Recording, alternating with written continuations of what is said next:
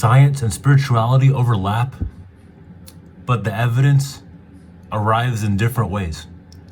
With traditional science of physics, the evidence usually arrives through expensive devices such as like the Hadron Collider measuring like atomic level events, microscopes measuring, like very either cells, like biological cells.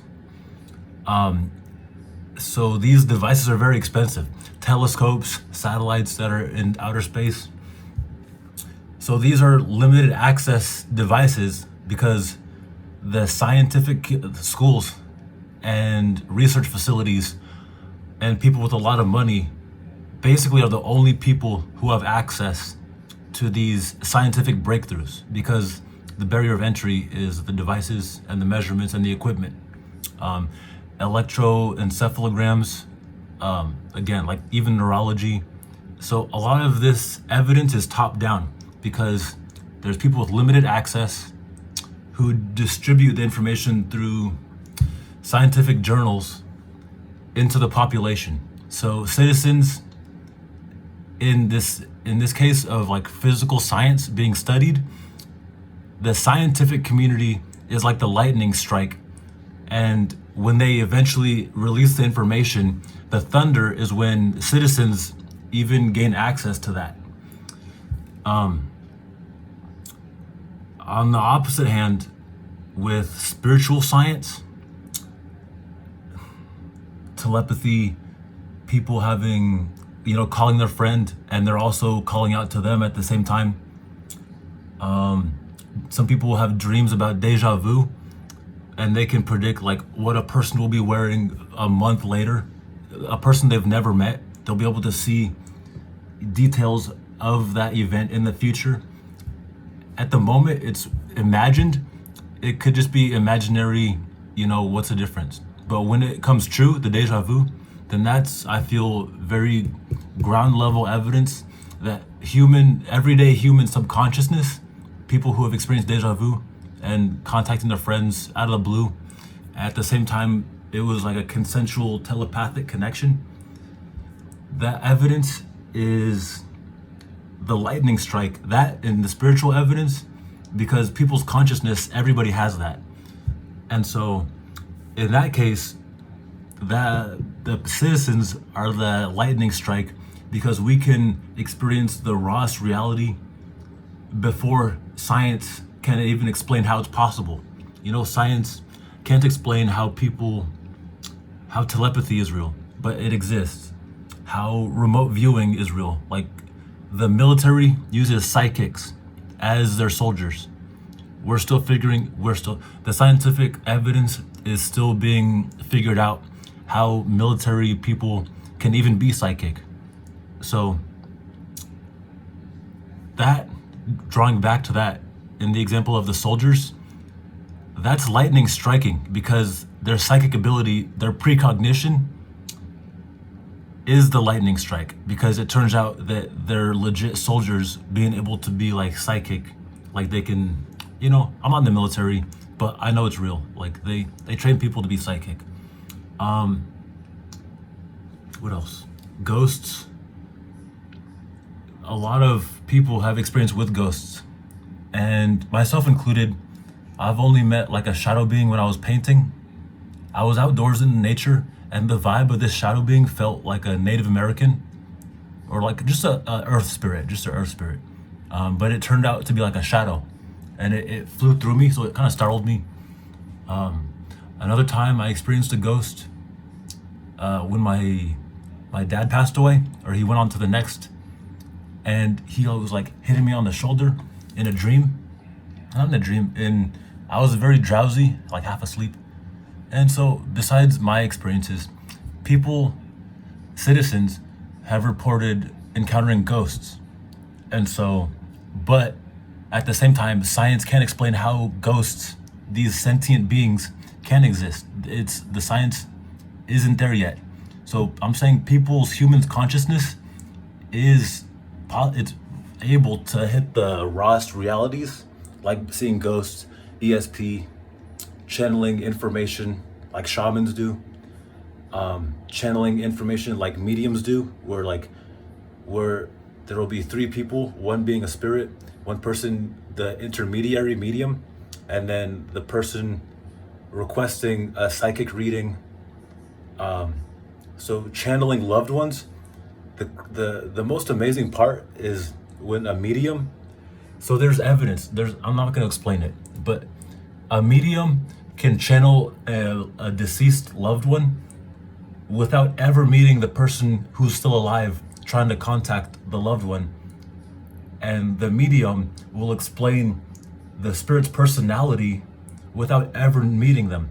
And the person who's trying to contact them affirms that's the personality carries over into the spirit world. When somebody from this life dies with death, then so there's a bunch of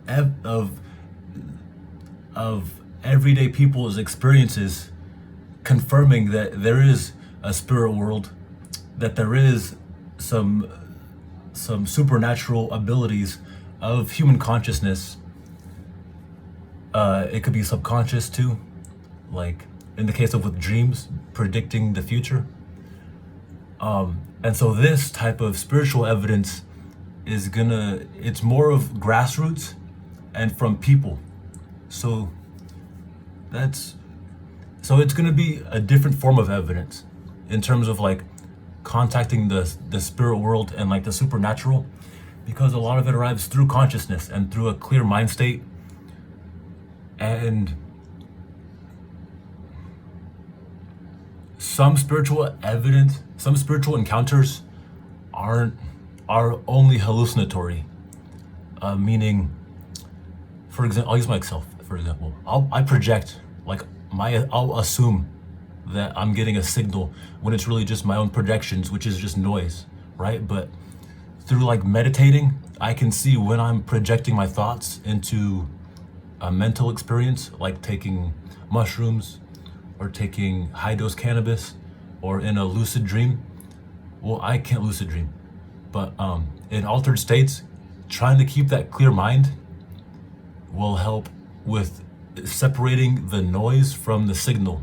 And so I was saying with meditating, I can see when my own thoughts go astray, like daydreaming, like when my thoughts go on autopilot, then that's mostly noise, like background noise. But when my mind is quiet, because people practice this better than I do. So when people go into these clearer states, whether they're like doing yoga, whether they're a monk, like doing a Buddhist monk, whether they're shamans, whether there are ancestors from Australia or from Africa or from Europe, everybody's ancestors had this knowledge of the spiritual world. And so that in that case, everyday people are going to become the lightning strike in terms of spiritual evidence, because human consciousness is like the other side of the coin of the human consciousness is a measuring device for going into mental states. That's a measuring device because we can channel all this information, and people can see flying saucers, and people can receive telepathy from the spirit world, from ghosts, from their own subconscious, guiding their decisions into the future. So that's all through consciousness, and it's imaginary, but it's also, some of it turns out to be really true. So this is like a contrast, and people, everyday citizens, are like the lightning strike because science can't explain how these things are possible yet. And so in this case, the science is the thunder. The scientific evidence is late. It's the thunder, because people can already reach the rawest realities and contact the supernatural without the evidence being there. So I'm saying these two realms of spiritual science and physical science, they're not exclusive. Like, they can coexist, but it's going to be like looking for evidence in the evidence in a different way. It's both empowering, because now, instead of the scientific journals and people who have access to these expensive devices, hadron colliders, electroencephalograms. That's the other side of the coin. Is human consciousness is the new measuring device for alternative forms of information. And I'm not saying this like I know it, but it feels true because consciousness is, if people have a clear mind and they go into and they want to contact the supernatural with a clear mind, then they will receive a signal. Even sometimes it's God. And God being even could be labeled as the universe, or it could be labeled as like other religious like spirits. So a lot of it is real. And I'm very serious. I wish I made more jokes, but me pointing this out is I borrowed words. So I'm not taking credit for this idea of making the distinction from spiritual science to physical science. Like, I'm just pointing out what people have already been in and what people kind of already knew. And so I'm saying this, yeah, it is real.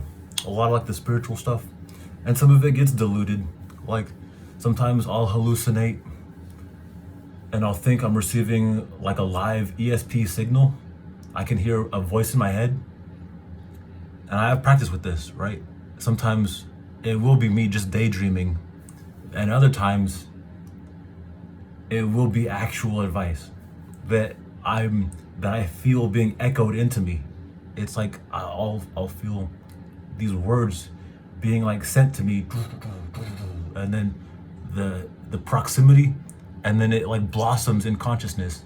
And it's, I don't know if when these good ideas echo into our conscious awareness, if that's the higher self. It could be that. It is partially that, our subconscious deeper knowledge. And it's also these other realms of like the military being psychic. They do have some unexplainable abilities. And so science, I'm not bashing the scientific method, but looking for spiritual evidence is going to arrive through like grassroots. So people are the lightning in that case, because people can already like access the